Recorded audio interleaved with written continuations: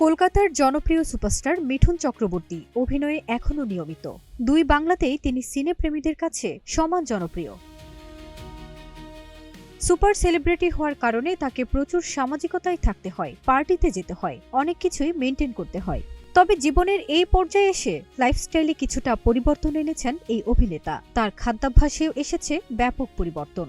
বর্তমানে মিঠুনকে পার্টিতে তেমন একটা দেখা যায় না। বদলে যাওয়া জীবন নিয়ে তিনি বলেন, আমি মদ্যপান অনেকদিন আগেই ছেড়ে দিয়েছি, আড্ডাতেও যায় না আর। বাগান পরিচর্যা আর রান্না করার কাজগুলোতে দারুণ আনন্দ পায় এখন। মিঠুনের এই পরিবর্তিত জীবনযাপনকে ইতিবাচকভাবে দেখছেন ভক্তরা। কিছুদিন আগে মিঠুন অভিনীত প্রজাপতি 2 নামের একটি সিনেমা মুক্তি পেয়েছে। এটির মাধ্যমে মিঠুন ও দেব জুটির প্রত্যাবর্তন হয়েছে। ফারজানা নিকিতা, নাগরিক প্রতিদিন।